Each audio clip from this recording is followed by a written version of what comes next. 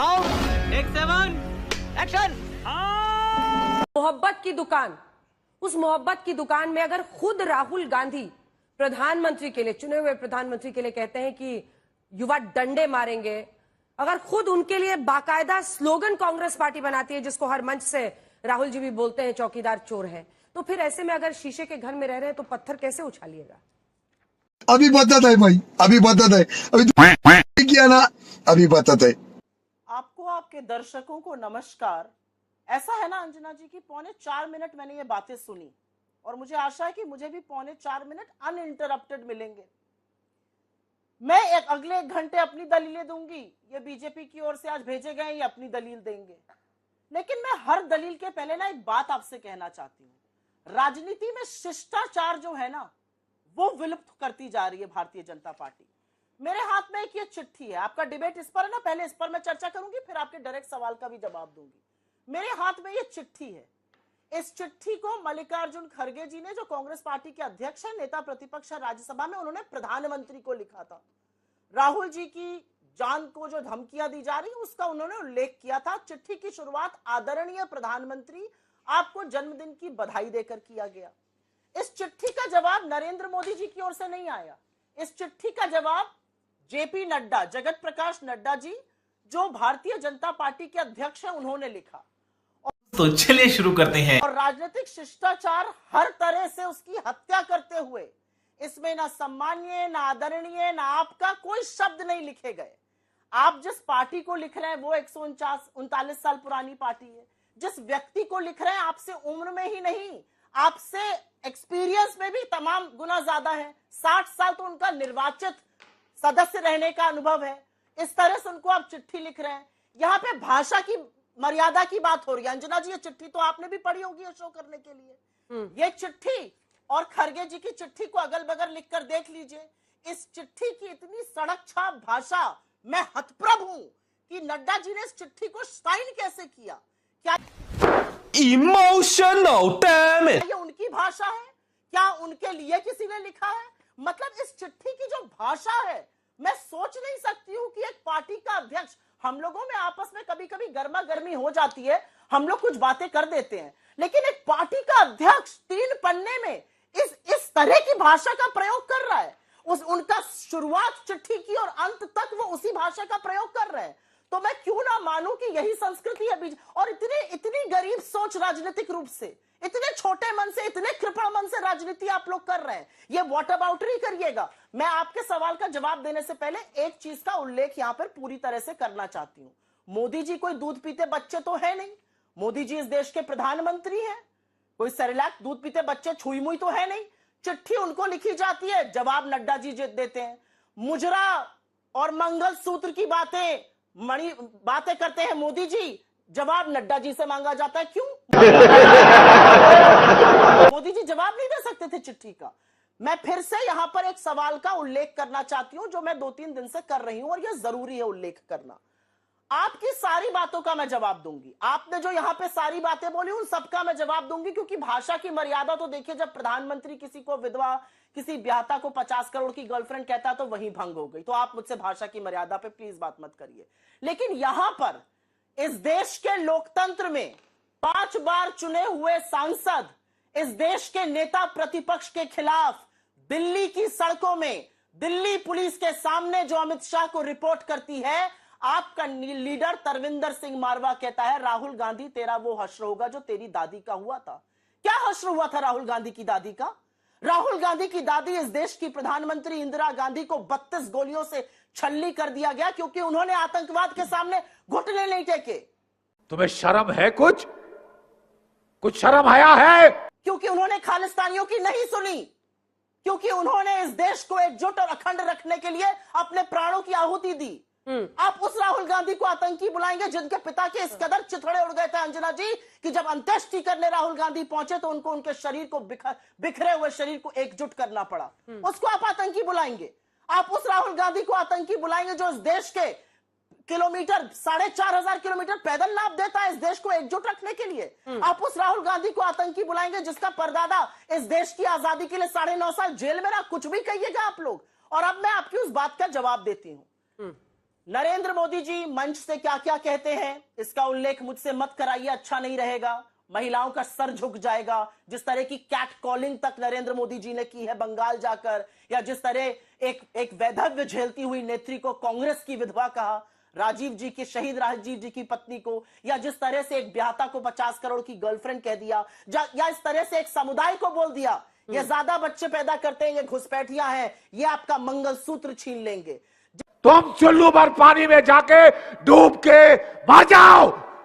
जिस व्यक्ति ने प्रधानमंत्री पद पर रहते हुए चुनावी मंच से उस शब्द का प्रयोग किया जो शायद मैं और आप पहले टीवी में कभी नहीं करते, मुजरे का, वो मुझे भाषा की मर्यादा ना सिखाए। लेकिन हां, मैं एक बात जरूर बोलूंगी, राहुल गांधी के जीवन को खतरा है, क्योंकि बीजेपी ने इतनी पोलराइज पॉलिटी से गंदा माहौल इस देश का बनाया है। और ऐसे में जब उनकी जान को धमकी दी जाएगी तो हम चुप नहीं बैठेंगे। खड़गे जी की इस चिट्ठी का बहुत शिष्टाचार पूर्वक भी जवाब आ सकता था। कहा जा सकता था लोकतंत्र में कोई जगह नहीं है हिंसा की, हम भी भर्त्सना करते हैं, आप भी भर्त्सना करिए, बिल्कुल गलत है। दोनों बार तरीके से आपके सारे सवालों का जवाब दूंगी, लेकिन जो झूठ बोला गया यहां पर ना, वो आदत है। इसी लत का शिकार पूरी की पूरी भारतीय जनता पार्टी है। यहां पर झूठ परोसा गया। मैं दावे के साथ, अभी हमारे पास 40 मिनट का टाइम है, चुनौती देती हूं भारतीय जनता पार्टी के प्रवक्ता को, दुनिया की सबसे बड़ी, जिसको मैं फेक न्यूज फैक्ट्री कहती हूं, उसके जनक अमित मालविया को, अगर हिम्मत है तो दिखाओ वो बयान जहां पर राहुल गांधी ने कहा हम आरक्षण खत्म कर देंगे। एक बात ये फंस गया सीएम, याद रखना, इस देश ने ना इस संविधान पर यकीन करके आपको 400 पार नारे के बाद 240 पर ला पटका है और आपको बैसाखियों के सहारे खड़ा कर दिया है। इस संविधान के साथ खिलवाड़ करने की सोचिएगा मत। और इस संविधान की ताकत का हवाला राहुल गांधी ने इस चुनाव में दिया और जनता ने भरपूर हमारा सहयोग किया, आपको 240 पर लपेट दिया। आप माइनॉरिटी गवर्नमेंट चला रहे हैं और एक के बाद एक यू टर्न लेना पड़ रहा है। राहुल गांधी तो आगे बढ़कर यह कहते हैं कि हम 50% आरक्षण पर लिमिट खत्म कर देंगे।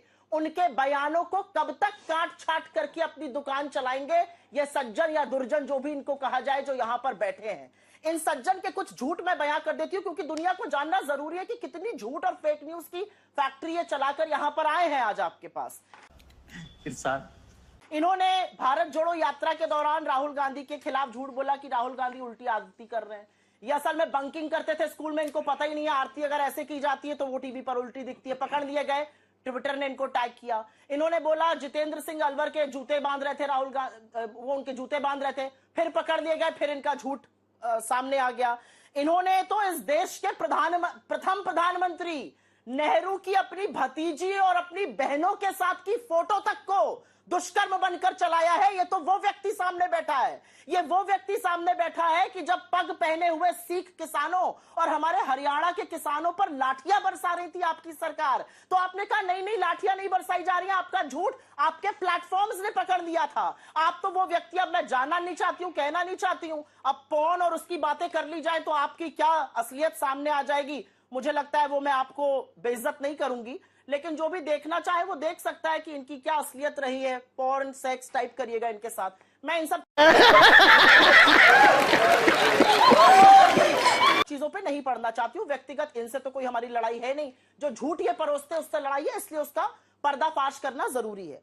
ये कहकर बच गए कि ये नेता जो ऐसा सब कह रहे हैं ये पहले कांग्रेस में थे।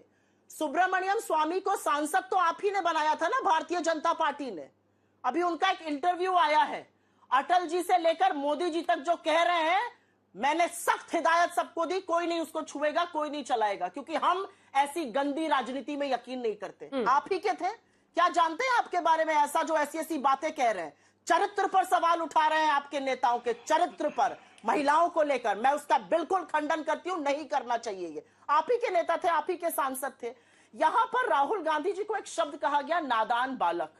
अच्छा, वो वयस्क नहीं है जिसने आपको 240 पे लाके खड़ा कर दिया, उसके बारे में आप झूठ परोसिए। लेकिन फिर मैं नॉन बायोलॉजिकल प्रधानमंत्री के बारे में क्या कहूं, जिनका सीधा संवाद ईश्वर से हो रहा है, लेकिन 80 दलित घर जल जाने पर कोई प्रतिक्रिया नहीं आती है। 26 टेरर स्ट्राइक, आपके तीसरी बार प्रधानमंत्री बनने के बाद 26 आतंकी हमले हो चुके हैं। 21 जाबाजों की शहादत है, कोई प्रतिक्रिया नहीं आती, श्रद्धांजलि संवेदना का एक शब्द नहीं आता है। असलियत यह है अंजना जी, आपने जो बात मुझसे पूछी कि राहुल जी ने क्या कहा या उनके खिलाफ क्या कहा गया, मेरा अपना मानना है राजनीति में तर्क होता है, राजनीति में कई बार आप एक दूसरे को पॉट शॉट्स करते हैं, राजनीति में आप एक दूसरे के खिलाफ कटाक्ष करते हैं, लेकिन राजनीति में जब आप किसी की जान लेने की बात करते हैं ना, तो मुझे लगता है इस देश का प्रधानमंत्री इस देश का अभिभावक है, उसको उठ खड़ा होना चाहिए था और कहना चाहिए था यह सर्वथा गलत है। नेता प्रतिपक्ष की जीभ काट लाने वाले को 11 लाख का इनाम दूंगा कहने वाले की जगह जेल में है, सदन में नहीं है, उसको निकाल बाहर करवाइए। ये बड़ी अच्छी बात कही आप। अपने विधायक मिस्टर बोंडे को निकाल बाहर करिए जो कहता है जीप जला देंगे, क्योंकि मैं आपको बताती हूं मणिशंकर अय्यर जी ने दुर्भाग्यवश मोदी जी को एक शब्द कहा था, 24 घंटे के अंदर उनको निष्कासित किया गया था। क्या भाजपा ऐसा कर सकती है? और मैं एक सवाल पूछती हूं, और मैं सवाल पूरी ईमानदारी से, पूरी मर्यादा से पूछती हूं। नरेंद्र मोदी जी को जब आप शब्द कहे गए, मैं उसकी भर्त्सना करती हूं, मैं कहती हूं कि जिसने कहा वो गलत कहा।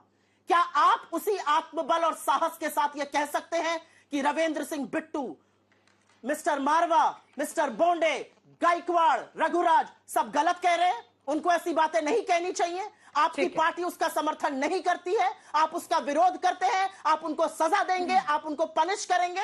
नजीर बनाइए आप सत्तारूढ़ दल है इस देश का। हे हिम्मत, क्योंकि जब आप ऐसा नहीं करते अंजना जी, मैं अंतिम बात कहना चाहती हूं, जब आप ऐसा नहीं करते और जब आप चीजों को तोड़ मरोड़ के प्रस्तुत करते हैं, उसका नतीजा यह है जो देश में आज हो रहा है। राहुल गांधी जी ने एक बड़ी बात कही थी और उस बड़ी बात को समझना जरूरी है। राहुल गांधी जी ने कहा था लोगों को स्वतंत्रता और सुरक्षा नहीं है, और यह सच है।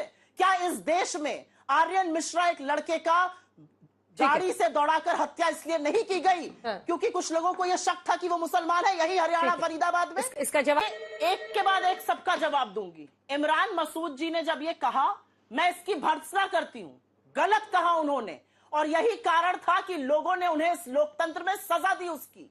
वो चुनाव लगातार हारते रहे, फिर उन्होंने पश्चाताप किया। आज वो रामायण की चौपाइयां मुझसे और आपसे ज्यादा पढ़ते हैं, प्रभु के प्रेम में विश्वास रखते हैं, इसलिए जनता ने उनको चुनकर वापस सदन में भेजा। मैं भर्त्सना करती हूं जब उन्होंने ये कहा, और बिल्कुल अजय राय ने नहीं कहा, उनका बयान तोड़ा गया। उन्होंने राजनीतिक गाड़ने की बात करी थी, बिल्कुल गलत है अगर उनको इस तरह से कहा जाएगा। संजय राउत जी ने यह किस संदर्भ में कहा मुझे नहीं पता है। मैंने आपसे पहले कहा कांग्रेस पार्टी ने तो अपने बहुत बड़े नेता मणिशंकर अय्यर जी को निष्कासित कर दिया था। जवाब दीजिए। बीजेपी ऐसा करने का आत्मबल अमित मालवीय जी, अब ये लड़ाई एकदम पर्सनल हो गई है आपके अंदर। पर्सनल जनता माफ नहीं करेगी।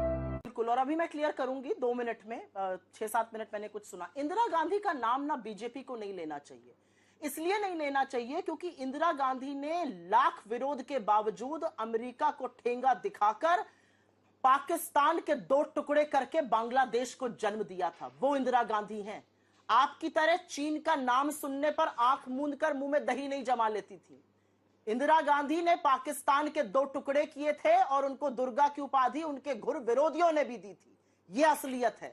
कोई घुसा हुआ है कहकर 4 साल से यथावत स्थिति चीन में नहीं बन पा रही नरेंद्र मोदी जी की तरह, ऐसी उनकी राजनीतिक हैसियत नहीं थी। आपने ऑपरेशन ब्लू स्टार की बात करी, इसका समर्थन अटल बिहारी वाजपेयी और लाल कृष्ण आडवाणी जी दोनों ने किया है। यह एक फैक्ट ऑफ हिस्ट्री है, और इसका उल्लेख अब आपकी पार्टी में शामिल कैप्टन अमरिंदर सिंह ने भी किया है। कभी वक्त मिलेगा, जाइएगा उनके पास, बैठिएगा, वो बताएंगे कि इसका समर्थन अटल बिहारी वाजपेयी जी ने और लाल कृष्ण आडवाणी जी दोनों ने किया था। तो इंदिरा जी पर सवाल मत उठाइएगा, बहुत बौने दिखते हैं आप। खत्म। Bye bye, tata, goodbye, गया।